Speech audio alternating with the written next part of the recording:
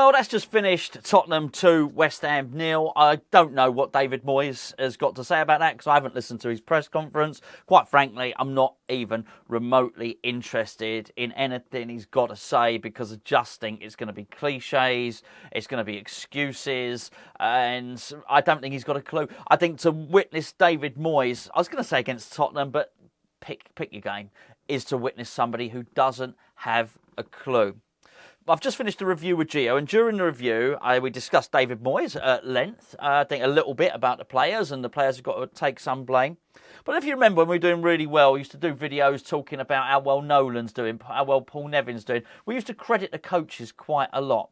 Now, one or two things is happening with these coaches, because I saw him 3 times on the touchline speaking to 3 different coaches. You know, he sort of stood there next to Warburton at one point. They're holding their chin. He's looking at the game, and then Paul Nevin's out there as well. Either the coaches are offering nothing. Nothing. That basically, collectively, the whole group of them can't find a single way to change anything to get some goals and get some attacks going from our team, or he's just not listening. I know which one I think it is. I think he's not listening. Look, Moyes has got to go. Moyes has got to go now, as far as I'm concerned. We might just be able to do something, but we are rapidly running out of games here, and this sort of hope, this women of prayer that hopefully there are going to be teams worse off than us. Where? Have you seen any of them play recently? Bournemouth are buzzing around. They really are. Bournemouth, look, under any other circumstances, Bournemouth would not be brilliant, but they look better than us. Not just Bournemouth. If you saw Southampton play the other day, they look better than us. And by the way, they're going to have an uplift when a new manager comes in as well. We are terrible. We look bloody awful. I don't know what he's doing. It's like a rabbit caught in the headlights. He was frozen with fear, David Moyes, during that game. He was waiting to do those substitutions. Didn't know what to do. And at the point where he was just about to make them, if you were watching it, then they got another corner. He thought, oh, I'll wait again. He can't stop waiting. He just waits. He sits there waiting for stuff to happen that's never going to arrive. It just really isn't. And I just don't understand what was going on with Scamacca there, right? If Scamacca's fit enough to train, if he's fit enough to be on the bench, then he's fit enough to stand in the box for the last 5 minutes of a game, just in case a cross comes over and he can header it in. But no, he wouldn't even do that. I've got to say, it was a pathetic performance in that second half. And it was really something to watch a player like, I'll give you an example. You could take any player, but Saïd Benrahma, start of the season, Saïd Benrahma's tail was up, right? He was doing the old rainbow flicks and the Rabonas and all the stuff. Now he looks petrified, absolutely petrified. That free kick he took, awful. Then he had the shot. I mean, the shot must have been about 2 metres wide. Not good, don't get me wrong, he did a good pass. But even when he did a good pass, he did a good pass to Danny Ings. Danny Ings' first touch, awful. None of the players, I don't know what they're practising. All right, I'm assuming it can't be ball skills on there. But whatever the messaging is, whatever the plan is, it just ain't bloody working, right? But now it comes to, this is what I want to know about David Sullivan here, actually, because this is nothing new. I don't want to completely repeat myself what I've said over the last few days, but it basically goes back to the point to get rid of David Moyes when it was clear. And when I say a lot of people are saying it, I don't mean 5 people saying it, right? So we got, well, whatever. Let's say we get 5,000 views a day on this channel. I think it'd be fair to say that over half, so quite a few thousand subscribers on this channel would be saying each day, and this is back in November, Moyes needs to go. We need to probably get rid of him now because trouble is looming. So if thousands of people could see it, why can't David Sullivan? Why can't he see what's coming? Why didn't he take the opportunity to get rid of Moyes then? Somebody said to me the other day, what did they said on a WhatsApp group, somebody on the Patreon WhatsApp group said that Rafa Benitez was at the Newcastle game. Rafa Benitez at the Newcastle game. Now, he may have been, whatever.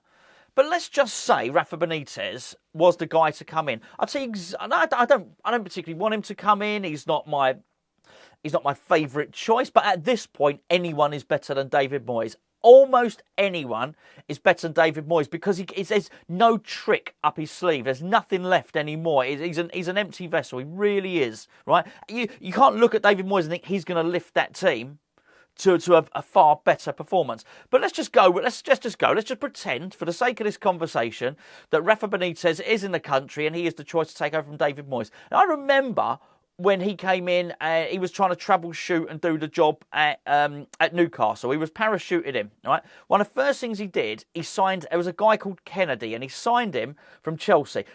Not the best player in the world, quite limited, but he was quick, right?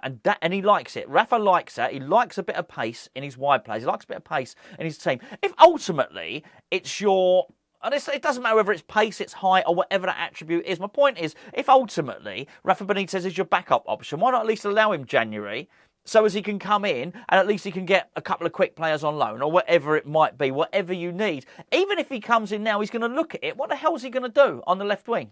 Well, honestly, what is he going to do? There's just no pace, not just the left wing, but I use that as an example because that's how he would like to play. You can bring Rafa Benitez in, by all means.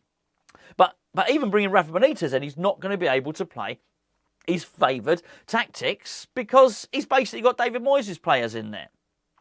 I spent a lot of the time during that review reading the chat. I was speaking to Gio. I was quite frustrated when I was doing the review, giving my opinions. A lot of the chat, a lot of the people were saying, get such and such in, get such and such in.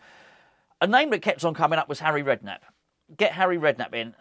Look, do I think that Harry Redknapp could come in and do a job at West Ham? Yes, I do. I absolutely... I'm desperate. We're all desperate now, right? Yes, I do. I think he would. However, it won't happen because David Sullivan doesn't. Well, let me put it this way. I don't think David Sullivan believes that Harry Redknapp would be the correct man to do the job. Let's just leave it at that, shall we? So I don't think you'll see a situation where Harry Redknapp is getting any phone call from David Sullivan at all. I said the other day about Mark Noble.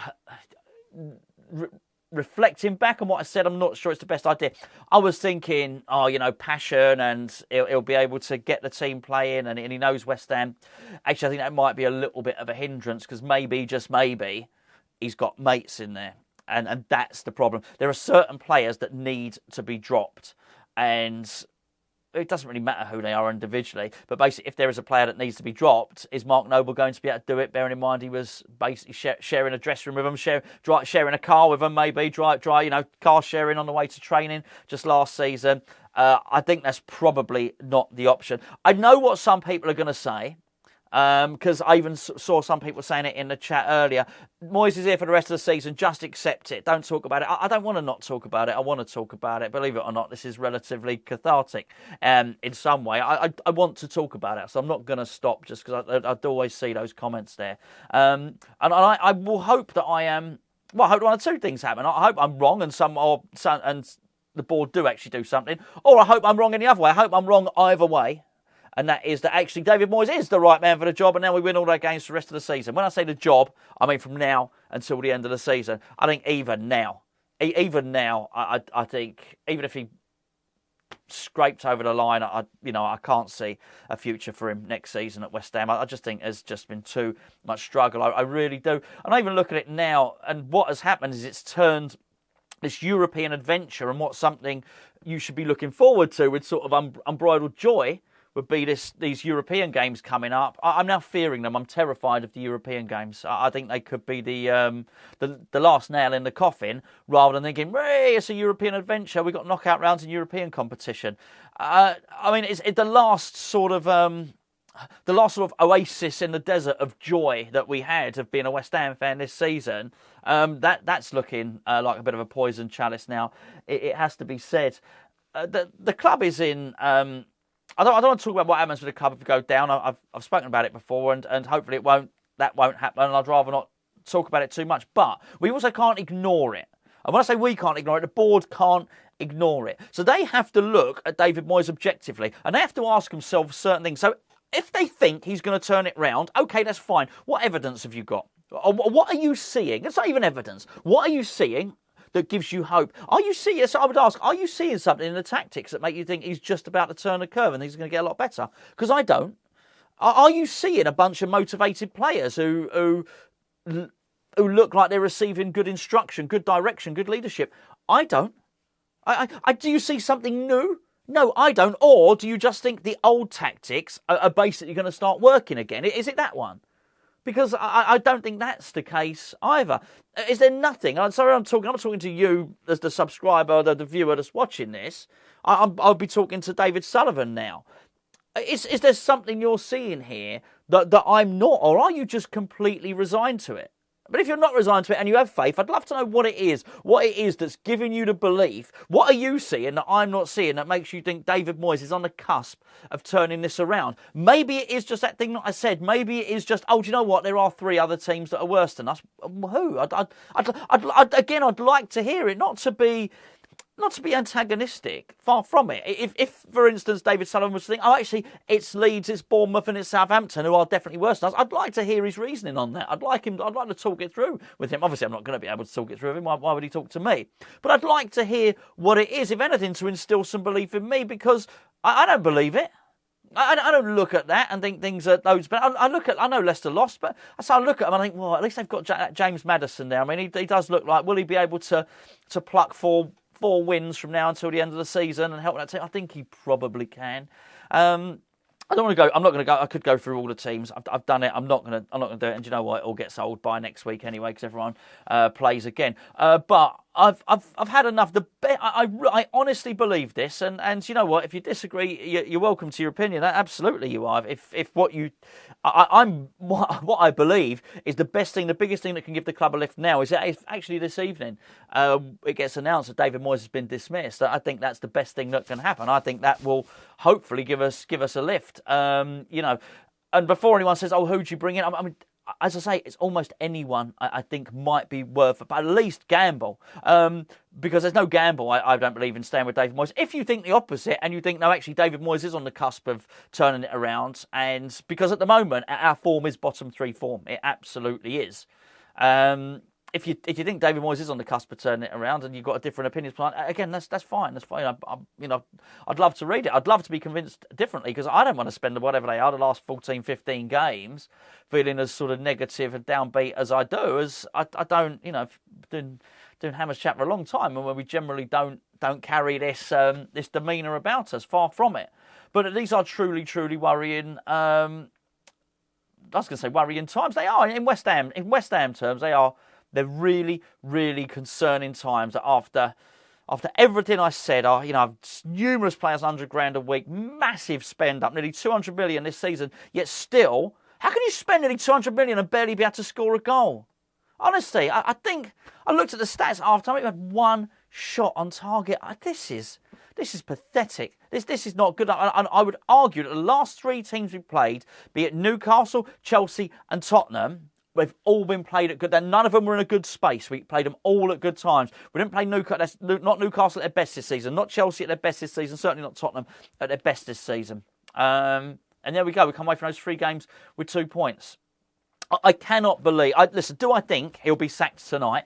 I don't think he'll be sacked tonight. I think he should be, which is why I'm saying this now.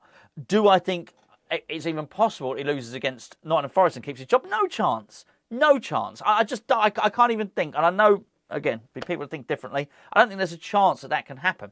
I really don't. However, if you would concede that, then you have to ask the following question: Is it possible that Nottingham Forest can beat West Ham? Of course it bloody is. They've already beaten us this season. It's not like you've got to look at anything differently. And are we, as a team, loads better than we were at the start of the season? No. We were crap then and we're crap now.